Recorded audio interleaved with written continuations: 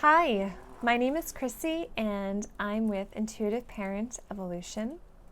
I support parents of magical, gifted kids, these little multi-dimensional beings who are here, how to honor their gifts and who they are, as well as supporting them in being in this world that we're in.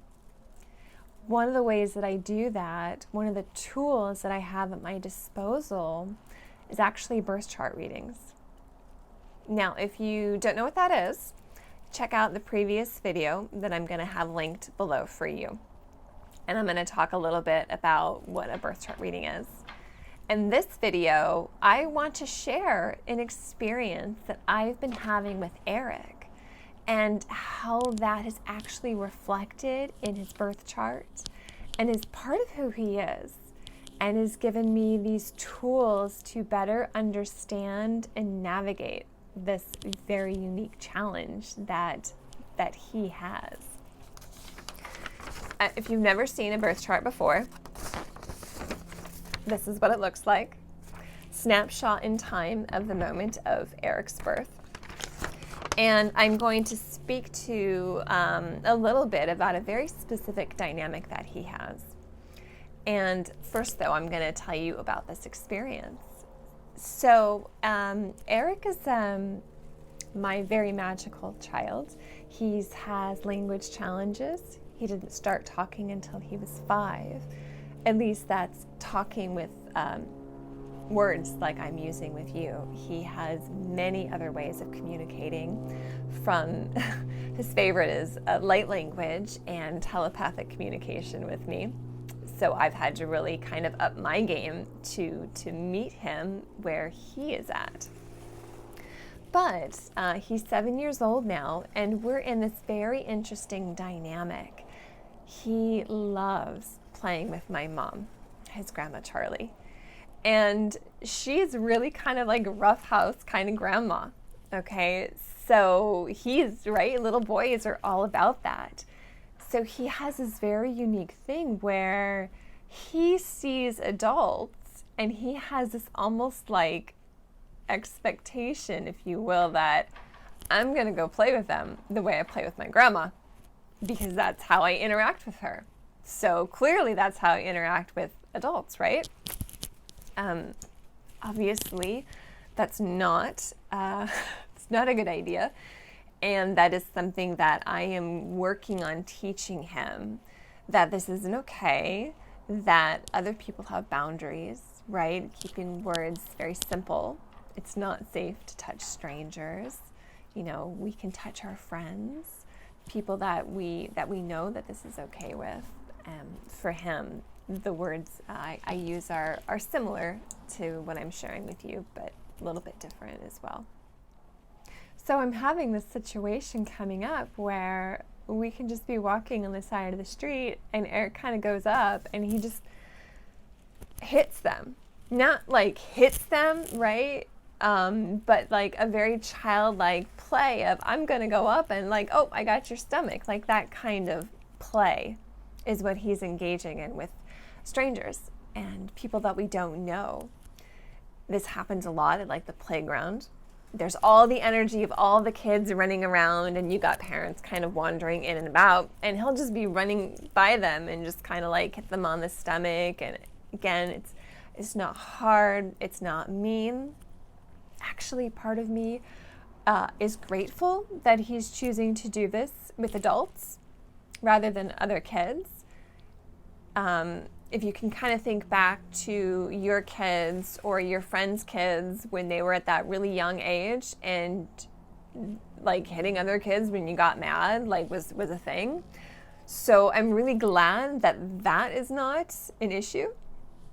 I'm very thankful that I'm not having a 7-year-old like learning that piece of it. And yet I have a 7-year-old who is learning social boundaries with adults. And it's been very challenging.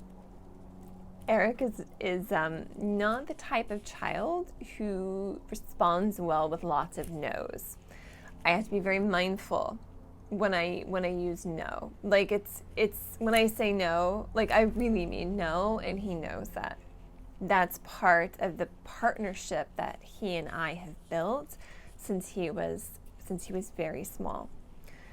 So I don't want to say, no, don't hit.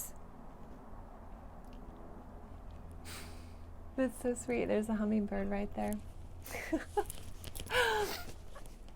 So I don't want to tell him, no, don't hit, because I don't want him to hear the word hit, right? And do the thing that I don't want him to do. Again, think back to when your kids were toddlers and such, like, that's what kids do. That's what they hear. So again, it's very mindful in my words and how I approach this with him, and teaching him that other people have boundaries and it's not okay that we engage in this way. And it is also very exhausting for me, because I'm on that playground and he's a lot faster now than when he was, like 3 and 4. Because it's really important that I catch those moments right as they're happening, right after they happen, so I can be right there to teach him and guide him what is okay and what is not okay. And also when he makes a choice, right? Like, just imagine you're running by and you got the hand going back, and then he pulls it back, right? I need to be there to reinforce, thank you. That's right. We respect people's boundaries. We don't, we don't touch because it's not safe. We do it with our friends. Again, that's reinforcing in those moments. Also very exhausting. So I've been choosing very mindfully this past couple months. This has really been highlighted since October, which is going to be important, and I'll tell you why in a second. So I've been really mindful of my energy. If I'm really exhausted, and when I'm taking my kids outside and I actually need a break, going to a crowded playground is not where I'm going. I'm going to go out onto a trail. I'm going to go down to the beach where there's no one else there. So Eric has a space to be his little wildling self, because I have a wildling and he needs that space to just run free without him worrying about mom telling him no. Like, he just needs to go and do his thing. Now, everything that I'm sharing with you is actually reflected in Eric's birth chart and in the current transit of this moment. Again, birth charts are a snapshot in time of when we're born. These are Eric's planets in the middle. And on the outside here are the planets that are currently moving, because we don't live in a static universe. They're always moving around. And right here is Eric's got his Pluto and his moon. What this means for Eric is that he is learning from the reflection of others. So for Eric, this learning between self and other is really up right now for him. Really up. We've had some Venus doing her retrograde and transiting right now these past couple months. It started at the end of October, where Venus passed over his Pluto. And what that does is that triggers this intensity that he's been feeling, especially in his relation to his feelings, his emotions, compared to what others are. Their emotions, their boundaries, what is important to them, what is important to him. This has been really highlighted, really triggered.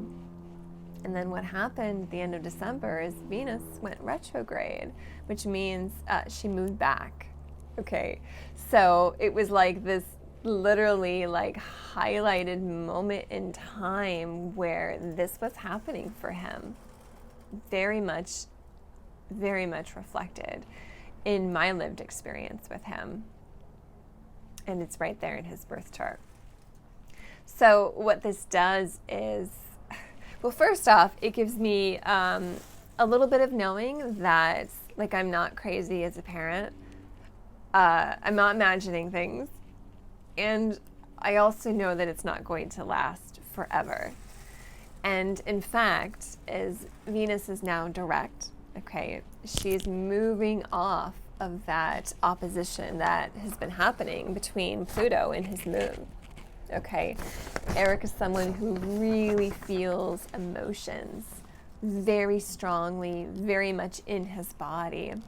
And so having this back and forth relationship with other people and their reactions, it's like he was literally having to learn through the mirror of the other. Okay, he needs to learn by going up and smacking a lady with his blanket that is not okay with this lady. That is not okay in our interactions with others. And that's how he has to learn. And I have to be there to really guide him in his young understanding. Again, especially with limited language and limited kind of giving a shit. He's very, very opinionated, very strong-willed, very much in his body, which again is reflected with his Pluto placement in his first house. I know that's not going to mean much to you, but it's part of who he is. And so my job as a parent is, how do I kind of decode this?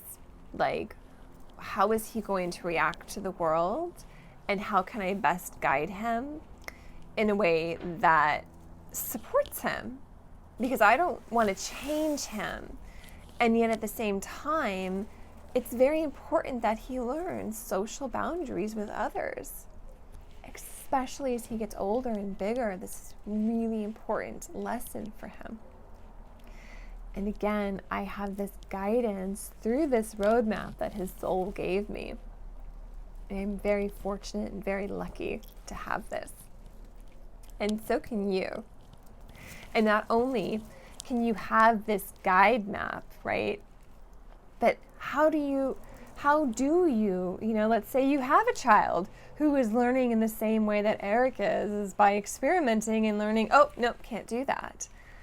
How do you manage that in a way that's not just no, getting yelled at, having a timeout, the usual kind of parenting programming that we're taught by society is acceptable? How do you make that shift? How can you support your child in their unique challenges in a way that feels in alignment with who they are and with yourself? And yet still, we have rules here on planet Earth that we have to follow as human beings. How do you guide map that as well? And that's actually something that I'm able to help you with if you're interested. I do offer birth chart readings for parents and kids, and I also offer support for you. So if you're ready to invest in yourself, if you're ready to invest in your kids, to really transform yourself so you can better show up for them. So if you like this video, please like and subscribe. Check out the other videos I have on this YouTube channel, Intuitive Parent Evolution.